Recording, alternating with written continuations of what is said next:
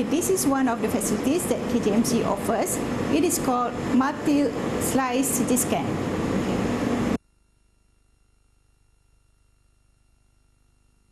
Okay, this is where the radiographer will operate and monitor the process of the CT scan.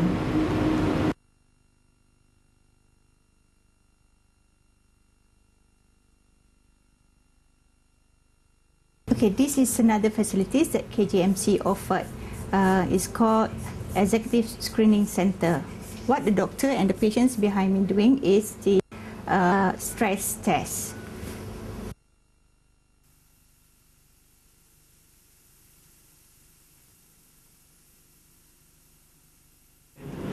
Okay, this is another specialties that KJMC provide. This room is ENT clinic, ear, nose and throat. And these are the equipments that the doctor use.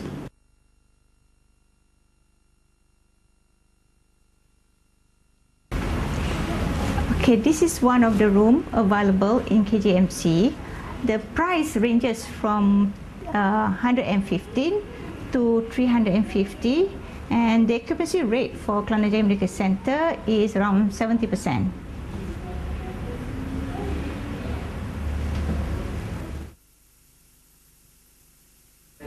Okay, this is our physiotherapy department where the patients come for rehabilitation treatments after sports surgery, accident, stroke and others.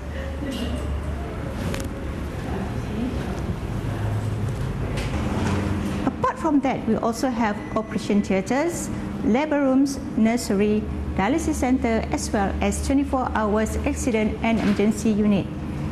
We hope you enjoy our mini tour. Now you know what Kelana Jaya Medical Center can offer. We are ready to serve your healthcare needs because over here, everyone is important.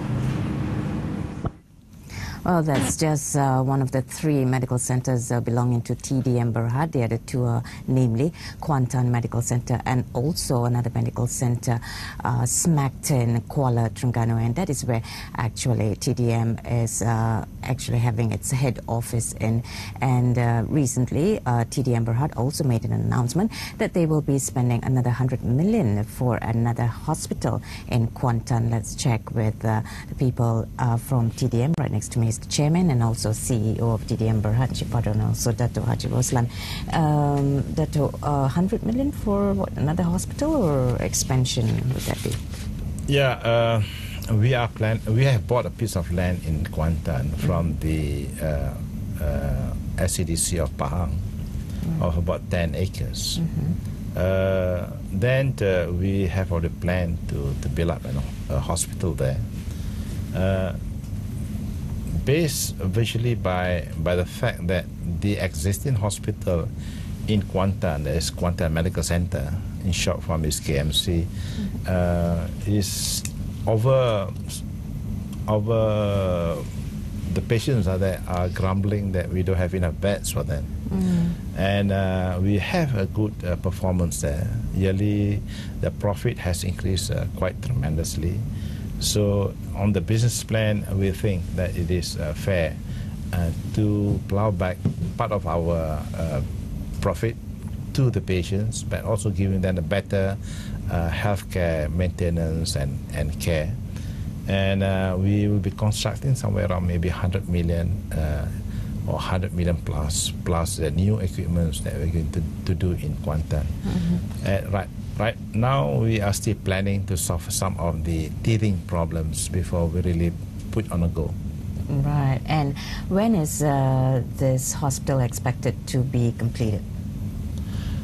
I think we should be tendering it out end of this year or maybe next couple of months. We have some problems on the land yet. But nevertheless, we expect it to finish within end of 2012 or early 2013. Okay, and this new hospital is expected to, well, be able to occupy how many people at any one time? The new hospital, we try to focus it 150 beds. Our brand of hospitals, we are not trying to go very big. The optimum number we consider for our brand of hospital is about 100 to 150 beds. Why is that so? And we try to focus more on the technology, and so that the patients doesn't have to stay very long. And we try to focus the average stay below 2.5 days per patient. So we have a lot more turnover rather than a turnover of patients in the rooms, rather than they stay very long. That's beds. What about the hospital staff, medical doctors, and perhaps specialists? Do you have enough, since the country is facing a crisis of shortage of doctors and hospital staff and also nurses? Yes, the challenge always be in getting the doctors, and also getting the nurses. These two are very big challenge, but getting the doctors a bigger challenge than the nurses. All right. Is there a retraining or training program that's in place? It's good that because our new hospital is somewhere beside this University Islam Antarabangsa, UIA, which has a faculty of medicine there. We could work together in terms of the housemanship, in terms of the lecturers. Even one of our directors is still a lecturer to UIA medical faculty. In that aspect, we will be having a quite recognizable hospital. One of the other things that was in our mind is to have a cardiac unit there. We have talked to some cardiologists who are willing to come in, and we are among the first to have a cardiac unit in the East Coast. Our concentration of hospital is mostly in the East Coast. We are not competing with the big players like the Prince or the KPJ and all this. We are on a medium size, catering for medium income people who are having good, but not who are having good income, middle income, but not at the expense of the quality of medicine. So it's more like a community hospital. Is that right? No. Oh no. We still have to look into the profit and loss, but our cost will be lower. Okay. Now, on that note, the profit and loss here, how much did healthcare contribute to the entire income of the company? Healthcare, in comparison with our plantation, is still small. Plantation is still the highest. Plantation is still the big core is still small, and of course the healthcare is still a baby, compared to the plantations that we've got. A lot of. When did TDM get involved in the healthcare sector? We got involved about 8-9 years ago, and healthcare has not been doing very well until about 3 years ago. Okay. And last year we make about 8 million profit. Last year 8 million profit, and traditionally the growth is about 15 to 20% a year. For healthcare. For healthcare. Yeah. And we don't expect it to be any different this year, and we're happy to maintain that kind of growth throughout next 4 or 5 years. Right. Why did TDM, being a plantation company, get involved in healthcare business? Datuk? I will ask Chik Badrul to answer that. So, because it's Chik Badrul's idea, perhaps, yeah? No, that was done on the prior managements, I think even way before both of us came here. I came to the company in 2004. The plantation, the healthcare was there already, and we rehabilitate the healthcare from there. Okay, gentlemen, we need to take another short commercial break, and we'll be right back. We'll be talking also more on the plantation sector, and this is with regards to TDM's involvement in Kalimantan. Stay with us on BizTalk.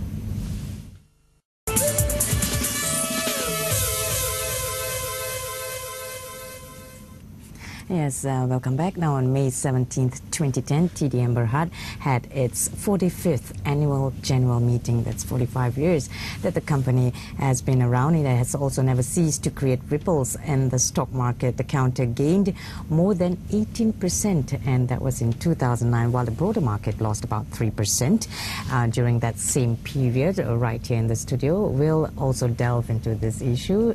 Yang Berhormat Datuk Haji Roslan bin Awang Chik, who is chairman of TDM Berhad, and right next to him is Chik Badrul Hisham bin Mahari, who is also CEO of TDM Berhad. Now, gentlemen, if we look at the stock market and how TDM shares has been faring, how would you gauge its performance? Perhaps Chik Badrul would like to take this. The performance of TDM in terms of the share markets has been improving. And however, I would think that the price of TDM or the TDM share today is still undervalued. Still undervalued. Still undervalued. Our NTA per share is about 3 ringgit, but the price is only about 198. That's the highest you've that's reached? Not the highest, but among the highest, you know, and our profit margin is high. Okay. Our business is sustainable, and we are growing, and our cash reserve is very big. It's good. So I think our price, our counter is grossly undervalued. That's the grouse by most of the those who are listed on the stock market, and that's mainly due to, I was told, because of the overall economic performance of not only regionally but also overseas due to the crisis.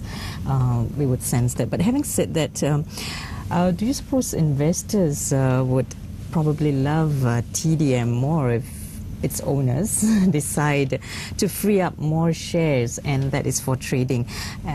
Currently, the company is tightly, or rather, the company's shares are tightly held by the state government. That's about 72%, I understand. Yeah, YB? I tend to agree with you, and this is a policy matter which we have to bring to our stakeholders. It would be better if some of the shares would be float in the market, so that there would be a free flow of shares of transfer to other interested buyers and all this. With only remaining 28% floating, it is not good for other players to come in. But looking at the present price, compared to the NTA that we have, we are about $1 ringgit lower than the NTAs that we have put up to we have analyzed. We are bringing this to the attention of the state government, that it is better to float some more shares